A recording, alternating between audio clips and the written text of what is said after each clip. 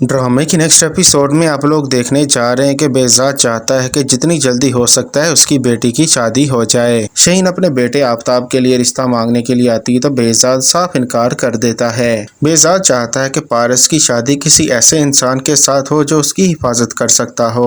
आफ्ताब पर तो उसे यकीन ही नहीं। आफ्ताब जैसा घटिया इंसान पहले जो कुछ पारस के साथ कर चुका है, बेहजाद को सब कुछ पता चल जाता है। बेहजाद के पास सबूत होते हैं जिसकी वजह से वो कभी भी अपनी बेटी की शादी आफ्ताब के साथ नहीं करना चाहता। जवार बेहजाद के पास आता है तो बेहजाद जवार से कहता है, क्या तुम मेरी बेटी के साथ शादी करोगे? ये बात सुनकर जवार बहुत ही ज्यादा हैरान होता है कि ये आप क्या कह रहे हैं, क्या आप मेरे साथ मजाक कर रहे हैं? आगे से वो कहता है कि मैं मजाक नहीं कर रहा, मैं सच कह रहा हूँ। क्या तुम पारस के साथ शादी करोगे? ये बात सुनकर जवार कहता है कि नहीं अंकल, मैं भला पारस के साथ कैसे शादी कर सकता हूँ? आप अच्छी तरह से जानते हैं कि पारस मुझसे नफरत करती है, मैं पारस के काबिल हूँ ही नहीं। मेरी इस घर में हैसियत सिर्फ और सिर्फ एक मुलाजिम की है, इससे बढ़कर और कुछ नहीं। ये बात सुनकर जवार बहुत ही ज्यादा परेशान हो जाता है। उसने कभी सोचा भी नहीं था कि बेहजाद भी ऐसी कोई बात कर सकता है। बेहजाद को ये बात अच्छे तरीके से पता है कि पारस की हिफाजत सिर्फ और सिर्फ जवार ही कर सकता है। जवार के साथ पारस की शादी हो जाए तो सब कुछ ठीक हो जाएगा। दूसरी तरफ आप लोग ये भी देखने जा रहे हैं, जब आफ्ताब अपनी मोहब्बत का इजहार पारस से करता है तो पारस आगे से साफ इनकार कर देती है, मैं तुमसे शादी हरगिज नहीं कर सकती और ना ही तुम्हारे साथ मैं किसी किस्म का कोई तल्लुक रखना चाहती हूँ। आफ्ताब को बहुत ही ज्यादा गुस्सा आता है। वो तो सोच भी नहीं सकता था कि पारस इस तरह से मुझे जवाब दे देगी। उसे तो यही लगता था कि पारस उसके साथ मोहब्बत करने लग जाएगी। आफ्ताब बड़े ही गुस्से से पारस को कहता है